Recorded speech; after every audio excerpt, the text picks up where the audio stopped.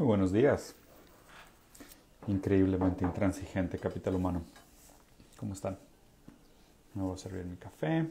Espero que se conecte la gente. ¿Cómo están? Espero que bien. ¿Me escuchan? ¿Todo bien?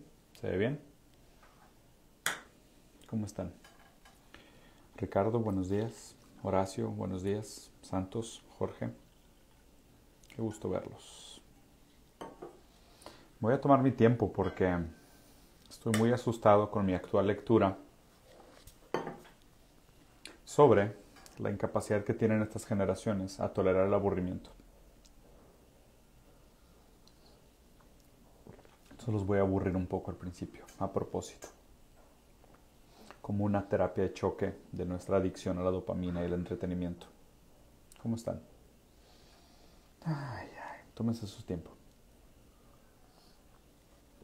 Disfruten de estos segundos sin la exigencia de productividad, ni la exigencia de la mejora constante de uno mismo, ni la exigencia de la introspección, ni de descubrir quién eres, ni ninguna de estas exigencias estúpidas. Disfruten el silencio de un buen café. ¿Por qué? Ningún motivo en especial. Absolutamente ningún motivo en especial.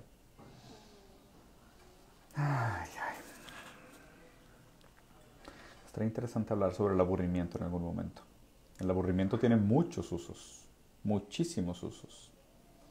La creatividad, la contemplación, la fenomenología. Hay muchas cosas que parten del aburrimiento, me parece algo muy importante. Ya estoy en ansiedad tan rápido. Gracias a Jania nos vamos a tomar otro minuto de aburrimiento.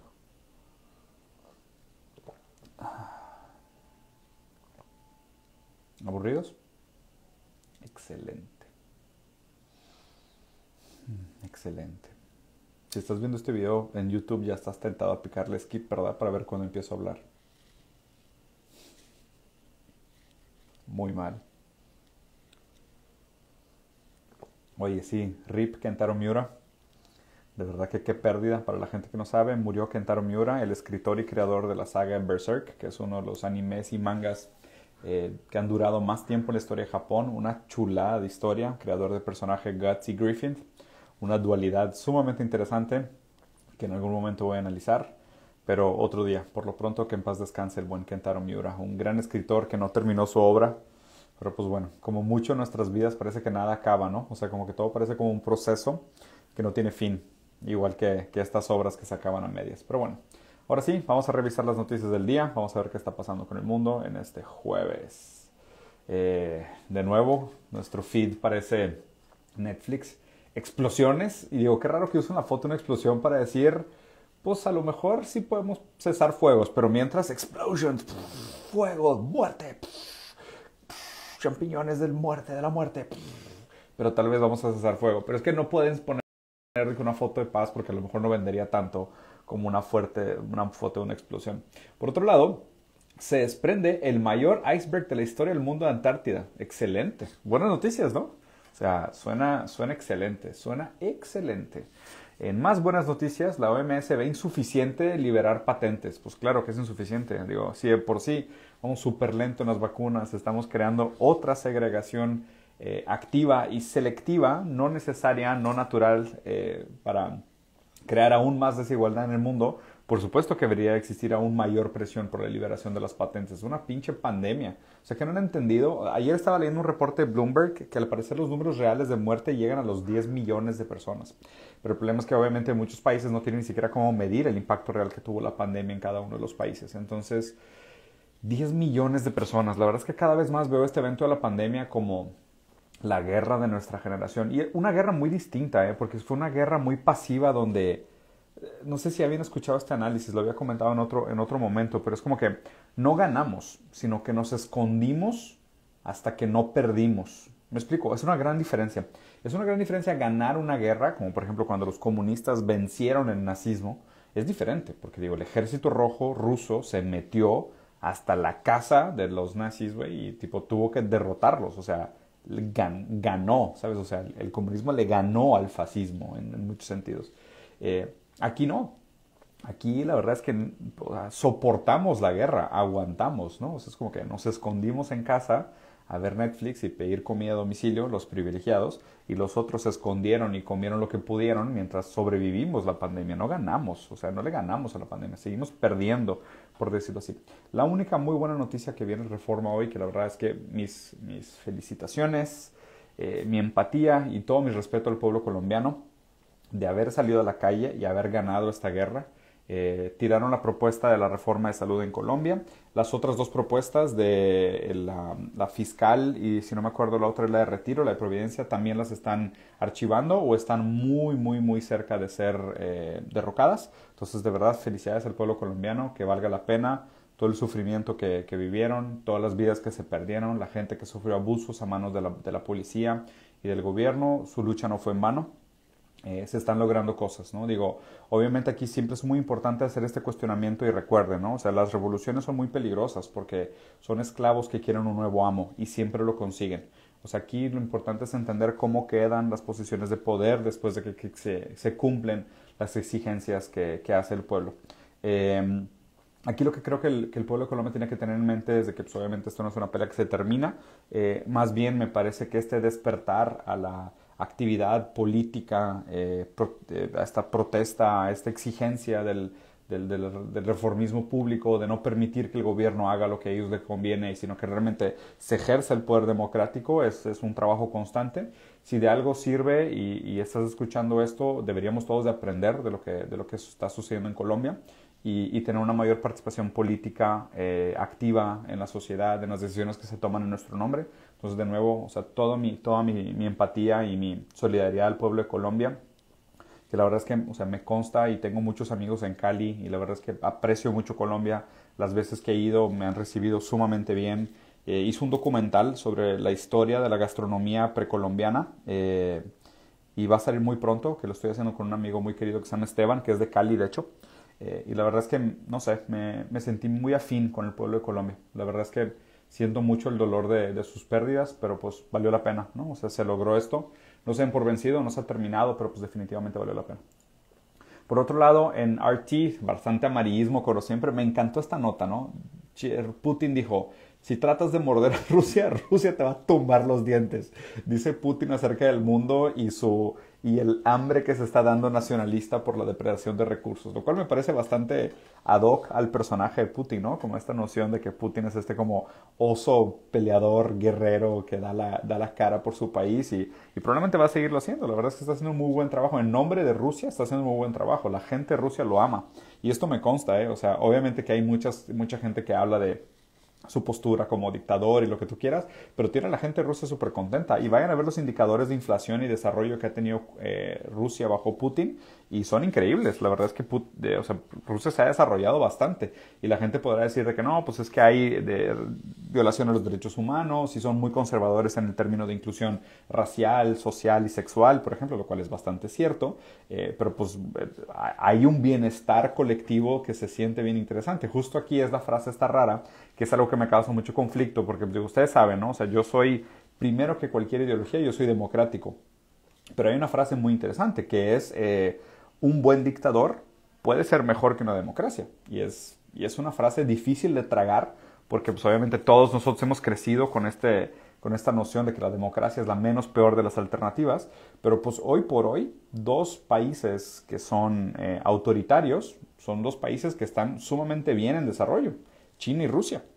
Y los países democráticos, pues vean cómo estamos, o sea, vean el circo que es nuestra democracia. Nuestra democracia es un circo, pero un circo del peor nivel que existe. O sea, en Latinoamérica principalmente, la democracia se ha vuelto un circo ridículo, ¿no? Por otro lado, o sea, me gustó la frase esta de Demi Lovato, no sé si sea verdad, pero dijo de que, oye, pues ahora que está de moda esto de la fluidez de géneros entre los artistas pop, que ellos se pueden identificar como ellos quieran, pero yo soy una mujer. Lo cual no está mal, no me parece mal. Yo sí creo que, obviamente, en un momento de tanta atrito, tanto choque, tanto roce ideológico por muchos lados, no me parece mal que la postura sea, pues, me reservo el derecho a ignorarte. O sea, es como que, tipo, sí, tú llámate como tú quieras, identifícate sexualmente como un helicóptero Apache, nada más a mí no me impongas cómo yo me tengo que identificar, sino que pues de la misma manera que yo respeto que tú te puedas identificar como un helicóptero sexual Apache, pues yo me puedo identificar como binario, ¿no? Obviamente aquí lo complicado es cuando esto pasa al ámbito legal, de cómo se respetan los derechos de cada uno. Y ahí regresamos al problema del humanismo, de cómo el humanismo supuestamente había determinado un hombre universal. Acuérdense, hombre universal del humanismo es el hombre heterosexual, blanco, terrateniente. Y todos los demás son subalternos, prácticamente todos los demás son subalternos. Ahí lo raro es cómo queda en el marco legal todos estos subalternos que se tratan de construir una identidad propia a través de la segregación o de los grupos identitarios políticos y toda esta complejidad que existe, ¿no? Pero no me parece mala la postura de Demi Lovato de decir simplemente, pues yo, o sea, gracias, te concedo de que puedes identificarte como tú quieras, yo me sigo identificando como binario, pues decido ignorarte amablemente, ¿no? Y qué bonito sería el mundo si nos pudiéramos ignorar amablemente más seguido y simplemente decir, te dejo en tu estupidez, haz lo que quieras, realmente no me interesa. Otra noticia interesante de RT es que el fundador de Telegram dice que los usuarios de iPhone son esclavos digitales con productos obsoletos y caros que están atrapados en las manos de Apple. Y eso es de cuenta así como decir, no sean esclavos de él, sean esclavos míos, ¿no? Digo, yo soy un esclavista menos peor. Yo soy un amo un poco más amigable, ¿no? Entonces, realmente no se habla sobre la autonomía de los datos, la propiedad de los datos, el derecho del humano a la propiedad de su propia conciencia, de sus propias intenciones, de sus hábitos, de su estilo de vida, sino simplemente a ustedes les quitan los datos y no les dan absolutamente nada, acá les quitamos los datos y les damos un poquito más, ¿no? Entonces esto es justo la noticia que refleja el comentario lacaniano de todas las revoluciones son esclavos buscando un nuevo maestro y siempre lo consiguen. Pero pues lo culero de esta frase es que la reflexión profundamente refleja de que las estructuras de poder no cambian, simplemente cambiamos de maestro, ¿no? Y buscamos un maestro menos déspota, buscamos un amo menos vulgar, menos corrupto, menos nefasto, menos dañino, pero seguimos todos sumisos. Aquí es lo peligroso de esto, ¿no? Realmente lo que deberíamos de buscar a las revoluciones siempre es un amo menos peor y perpetuarnos nosotros como esclavos. Entonces, cuestionable por lo menos. Por otro lado, la Liga de Naciones Unidas, que la verdad es que es como estas decoraciones de organizaciones, o sea, organizaciones puramente decorativas, dice que la vida de los niños y niñas que viven en Gaza es el infierno de la tierra. Lo cual me deprime porque al mismo tiempo que sé que no es novedad para nadie, o sea, nadie lee esto y dice, ¿qué? ¿De verdad? ¿A poco sufren los niños que viven en Gaza? No, ¿verdad? O sea, todo el mundo lee esto y dice, obvio, su vida debe estar de la chingada. O sea, imagínate tener 10 años de edad y vivir en Gaza y haber nacido en un ambiente donde tipo 2 veces por semana te tienes que esconder de bombazos y vives en una prisión al aire libre donde simplemente por ser palestino eres completamente discriminado y hay lugares a los cuales no puedes entrar y vives en estas condiciones precarias y lo que era tu país cada vez más se volvió como una pequeña península que está ahí orillada entre Egipto y el mar. Debe ser muy difícil nacer en esas condiciones y decir, o sea, crecer en un contexto donde ni siquiera entiendes por qué te odian, ni siquiera entiendes por qué bombardean tu casa. O sea, no tienes suficiente edad ni siquiera para entender lo que es un conflicto geopolítico. O sea, a los 10 años de edad simplemente naciste en un infierno de vida que te tocó vivir. Y me encantaría que fueran todos los motivadores a dar conferencias a Gaza sobre eres pobre porque quieres, todo es mental, échale ganas, si cambias tu mentalidad, tu realidad cambia, ¿sabes? Es como que todo es un tema de perspectiva. Me encantaría organizar tipo un congreso de motivadores en Gaza. Estaría bien chido, güey. Te lo juro que algún día lo voy a hacer. Es más, estaría bien chido hacer un Kickstarter campaign y levantar un chorro de lana, porque digo, estos güeyes están tan idiotas que aparte estoy seguro de que si los contratas y tipo pagas sus costos millonarios para que vayan a dar conferencia, dices, güey, estamos organizando el mayor evento de apoyo para los niños de Gaza y vamos a juntar a los 10 speakers más motivadores de toda Latinoamérica y vamos a hacer un super evento para cambiar la realidad en Gaza. Y les juntamos así enfrente todas las familias palestinas y todos los niños palestinos, les ponemos un traductor y los ponemos a dar conferencias de motivación en Gaza. Estaría bien chido, ¿no? La neta estaría con madre, güey. Si alguien es un millonario loco que tiene $1 millón que quiera gastarse en hacer un evento para dejar en ridículo a 10 motivadores de Latinoamérica, me mandan un DM y organizamos un un Gaza, eres pobre porque quieres. Y nos inventamos un evento de que los niños en Gaza están así de jodidos porque es un problema mental. Su mentalidad es el problema. Exactamente, los niños de Gaza no comen almendras. O sea, yo creo que si mandamos suficientes almendras a Gaza, todo se arregla. O sea, estoy seguro que es un problema de déficit de almendras el tema de Gaza. Simplemente no lo han analizado bien. En Wall Street Journal hay una tendencia interesante en Estados Unidos en este momento que no he acabado de entender. Digo, y saben que estoy trabajando en este proyecto con Farid y es este proyecto sobre la fenomenología del trabajo. Como que algo muy interesante está pasando con el trabajo en este momento de pandemia. Y aquí hay algo que no entiendo.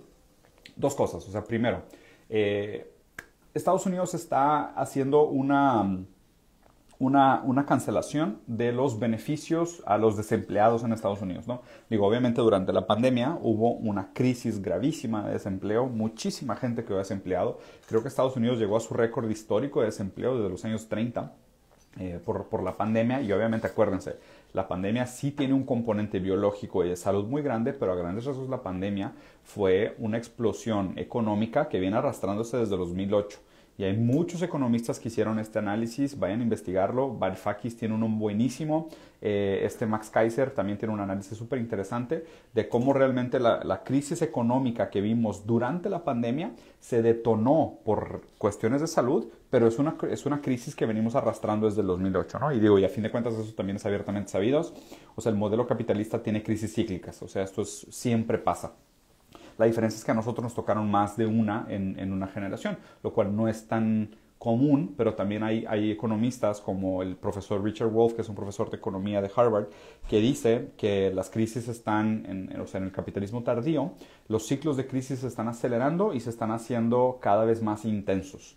Entonces ahí hay algo interesante. Pero bueno, el caso es que esta crisis económica que se detonó durante el coronavirus dejó a muchísima gente desempleada, principalmente en Estados Unidos, aunado a toda la automatización, la precarización de las condiciones laborales, el salario mínimo que está estagnado desde hace 50 años, ¿no? O sea, toda esta serie de cosas. Y acuérdense que Estados Unidos ahorita está aprobando un aumento de sueldo mínimo a $15 por mes, pero obviamente ajustado a productividad y ajustado a inflación. Los economistas dicen que ese sueldo debería estar en $35 por hora, no en $15 por hora. O sea, $15 por hora sigue siendo sumamente bajo. Okay. Y aparte qué raro porque ahorita la gran mayoría de los sueldos, lo que he estado leyendo, es que los sueldos, aunque tengas un trabajo de full time y un sueldo mínimo, no te alcanza para tener una vida digna. O sea, una vida digna es comida, salud y techo, ¿no? O sea, lo básico. O sea, tener un sueldo mínimo en Estados Unidos no te asegura una vida digna. Y pues digo, en Latinoamérica sabemos que prácticamente es verdad para casi todo el salario mínimo. O sea, si ganas salario mínimo creo que Chile era $270 por mes y lo mínimo que necesitabas para vivir eran como 286 y creo que ese número es real en prácticamente toda Latinoamérica. Es una verdad absoluta que el salario mínimo no te sirve para tener una vida digna. O sea, sueldo, casa, comida y salud. O sea, no funciona. O sea, la idea del salario mínimo no funciona o no corresponde con la realidad de cómo ha incrementado el costo de las cosas, ¿no? Y obviamente pues ahí también viene toda la gente diciendo de que no, pues es que lo que tienes que hacer es buscarte más empleos, buscarte un segundo empleo, buscar ser productivo de otra manera o diferentes fuentes de ingreso, que es lo que venimos empujando desde hace años. Digo, a mí me tocó, yo me escuché esto hace mucho tiempo cuando empecé a trabajar y creo que fue mucho de por qué me volví emprendedor y por qué empecé como a abrir negocios y diferentes cosas, porque yo siempre tuve esta paranoia de nunca un sueldo va a ser suficiente para tener un estilo de vida digno. O sea, siempre vas a tener que buscar múltiples fuentes de ingreso y sobre todo pasivos si quieres tener un estilo de vida digno, porque si no, no da, o sea, no hay manera. Pero pues obviamente también ahí entras a muchas complicaciones que después entendí, que es el acceso a tener ingresos pasivos es algo sumamente difícil, es algo sumamente complejo. Y aparte casi todos los mercados donde están los pasivos son mercados muy nefastos, ¿no? O sea, es transformar categorías en mercados rentistas, donde tú solamente por tener y no vender rentas a los que están más desesperados. Y pues obviamente la regla de la jungla en la economía es que pues, la prisa siempre la tiene la víctima, ¿no? Entonces el que tiene prisa es el que está dispuesto a malpagar, a endeudarse y pues, a fin de cuentas la deuda es de los principales mecanismos de control de nuestra generación. Y aquí está bien extraño porque casi creo que aplica el meme este del chavo de que te puedes graduar ahorita irte a trabajar, o sea, más bien, te puedes salir de la escuela ahorita e irte a trabajar directo en un McDonald's o graduarte de universidad y luego irte a trabajar en un McDonald's pero con deuda. Entonces, hay un proceso bien interesante sucediendo ahorita en Estados Unidos donde al mismo tiempo que hay un alto índice de desempleo, las empresas no logran contratar a nadie. Y creo que esto es como un choque de realidad donde la gente dice de que es que ¿para qué, güey? O sea, ¿para qué me meto a un trabajo sin futuro, sin posibilidades de crecimiento, con un pago ridículo que no me va a alcanzar ni siquiera la vida que quiero? O sea, ¿para qué? ¿Para qué trabajo? ¿Sabes? Y es como que debe sentirse este desaliento, esta desesperanza terrible de no tiene ningún sentido trabajar. O sea, ¿para qué trabajo por un sueldo miserable si de todas formas no me, o sea, no me compra la vida o no me da la estabilidad o no encuentro ninguna dignidad en lo que hago? O sea, me preocupa que esto, que aparte de esta tendencia, lo que vaya a hacer, que digo, esto aparte exagera muchos problemas de los cuales les he platicado muchas veces. O sea, seguimos con un problema enorme de colapso de la demanda agregada. O sea, la gente no tiene dinero para trabajar. Entonces, si el dinero no está en circulación, y sabemos que trickle-down economics es la peor mentira de la historia, güey. O sea, los ricos no gastan. O sea, los ricos lo que hacen es, o sea, es como Smug, ¿no? Es el dragón de Lord of the Rings. Se sientan sobre sus fortunas hasta que se pudran, porque pues, son adictos al dinero. No invierten a menos de que tengan un retorno de inversión mayor que el riesgo, porque son inteligentes como capitalistas. Entonces no hay circulación de capital, no hay fomento a la circulación del capital. 10% del GDP del mundo está parado en paraísos fiscales. Seguimos peleando contra la regulación de las grandes industrias. Hay una resistencia enorme al incremento de impuestos, que sería una de las únicas maneras de asegurarnos de que existan mecanismos de reciclaje de valor agregado. Y al mismo tiempo hay desempleo y la gente no quiere trabajar, aunque hay oferta para empleo.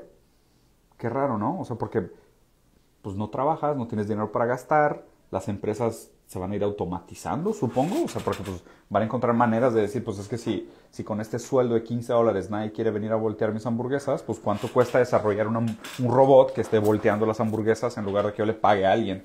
Sí, pero el problema es que después quién te compra las hamburguesas. O sea, que este es el dilema que retoma hasta la historia de Henry Ford, que es muy bonito que tengas brazos mecánicos para ponerle robots a los carros, pero pues ¿quién te compra los carros? O sea, este es el problema más grande que yo veo en el futuro del trabajo.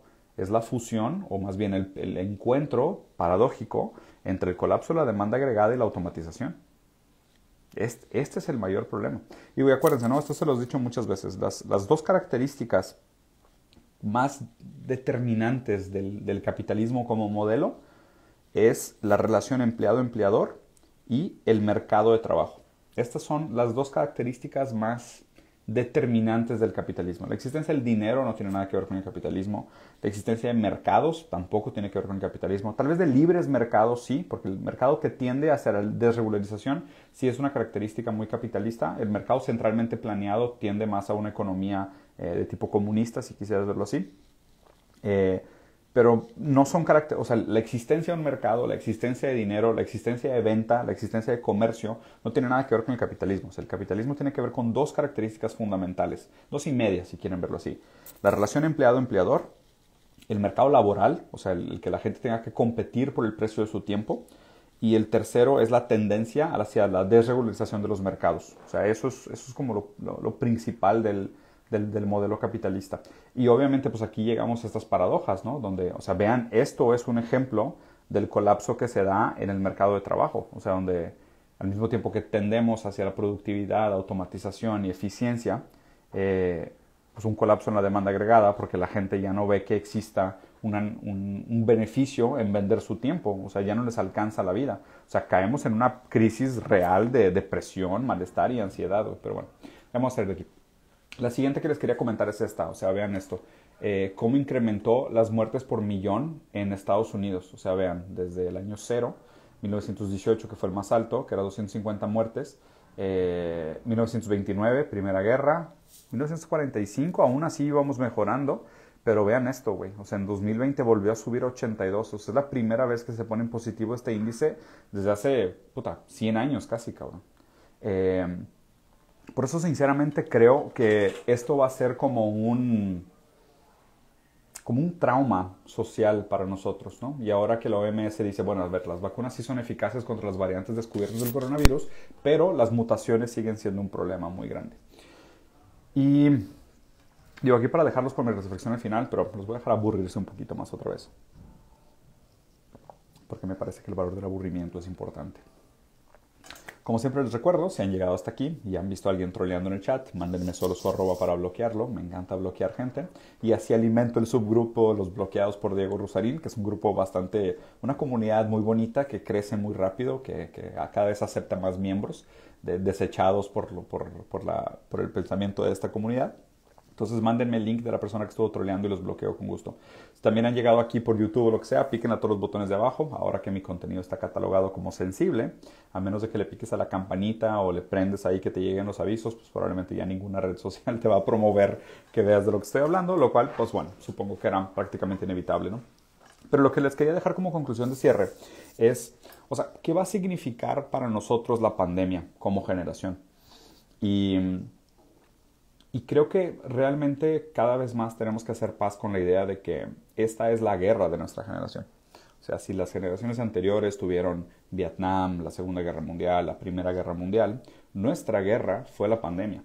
Pero vean lo raro, porque, o sea, cómo es difícil entender la narrativa de típicamente cómo es una guerra donde existe un villano claro y decir, oye, pues el malo es este, o sea, el malo son los nazis, ¿sabes? El malo son, no sé, los nazis, el malo son los vietnamitas, el malo son los comunistas. O sea, existen malos muy claramente en diferentes momentos de la historia para diferentes metanarrativas que aunque fueran falsas y simplificadas, nos la vendían así, ¿no? Y creo que también eso es mucho el problema de por qué los boomers caen tanto en noticias falsas, porque pues ellos fueron víctimas de estas metanarrativas grandiosas donde era muy fácil decir que había un malo y todo el poder se tenía que descargar contra esta figura nefasta específica. Ah, mira, ahora estoy entendiendo por qué mis familiares de Brasil son tan anti-izquierda, ¿no? Porque crecieron viendo películas americanas y les enseñaron que siempre había un villano en la película y es muy fácil identificar el villano en la película. El problema es que se quedaron atrapados en una narrativa de la Guerra Fría de los 80s. Pero el caso es que, o sea, ¿cómo vamos a hacer nosotros para lidiar con este momento traumático de haber sobrevivido a esta guerra pandémica? O sea, de haber sobrevivido a esta guerra biológica. O sea, ¿qué significa para nosotros haber sobrevivido a esta guerra y qué cambia después de la guerra? O sea, porque inclusive hay muchas cosas económicas y sociales que se viven en posguerra que se están viviendo ahorita en pospandemia, ¿no? O sea, pues si es que pudiéramos decir que ya estamos en pospandemia, o sea, que aunque biológicamente no hemos ganado la guerra, socialmente como que parece que bajamos la guardia y invariablemente que los indicadores estén peores y estamos empezando una tercera ola, socialmente y mediáticamente, si se fijan, se habla menos del tema, ya no es noticia tan relevante, ya otra vez estamos hablando de otras cosas, estamos haciendo polémica en otros lados y como que bajamos un poquito las manos sobre la importancia de la pandemia o no. Pero invariablemente, o sea, algo causó este gran problema de la pandemia. Y como les comenté, no es solo un problema biológico, es un tema de que nos acercamos demasiado a la destrucción de la naturaleza, nos acercamos demasiado y con una velocidad muy alta, muy apresuradamente, sin los métodos correctos, y nos acercamos al peligro inminente que existe en consumir especies y en la globalización, en la libertad de movimiento de las personas, en la falta de higiene, en la desigualdad, en la falta de medidas contingentes para catástrofes de salud.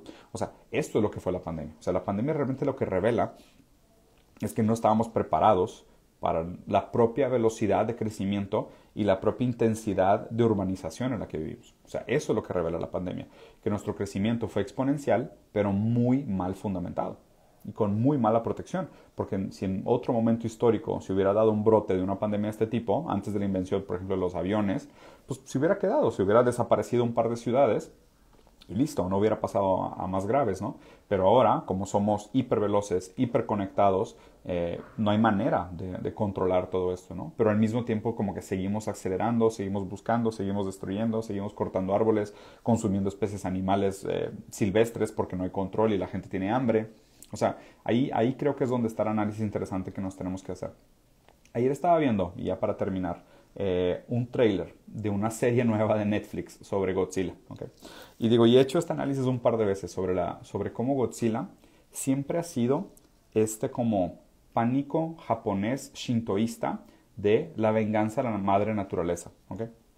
Y ya les había platicado cuando hice el análisis de la película Godzilla contra King Kong, que para mí Godzilla contra King Kong era como panteísmo naturalista contra un anarcoprimitivismo, ¿ok?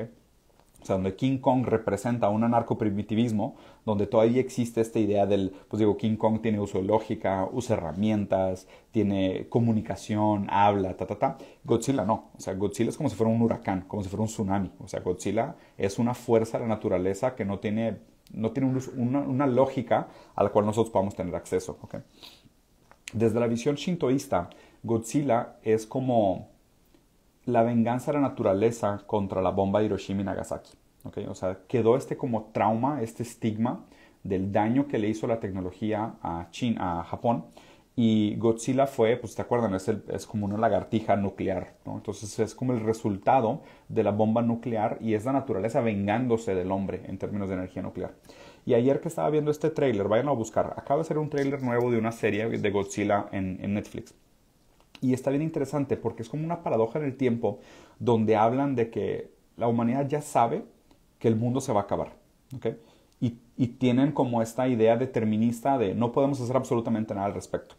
Y la premisa de la serie dice algo así como qué posibilidad, o sea, cómo nos enfrentamos a la certeza de la destrucción. Y justo esto es como lo que me da tristeza de este momento histórico, que es como que ya vimos cuál es el problema. Entendemos que hay un problema de cambio climático, entendemos que hay un problema de población, entendemos que hay un problema de desigualdad, entendemos que hay un problema con el agua, entendemos que hay un problema con las pandemias y nos sentimos impotentes e incapaces de hacer nada al respecto. O sea, parece que simplemente como que nos resignamos a de que sí, el mundo se va a acabar, ya sea por hambre, por guerra, por holocausto, por anarcocapitalismo o su final favorito, su película de Hollywood melancólica favorita sobre el futuro. Pero como que ya nos resignamos y simplemente decimos, pues sí, ¿y ahora cómo le hacemos para simplemente distraernos de aquí a que se acabe el mundo? Y esa es la generación en la que estamos. Entonces yo me niego a simplemente ser optimista y pensar que todo va a estar bien y prefiero hacer algo al respecto.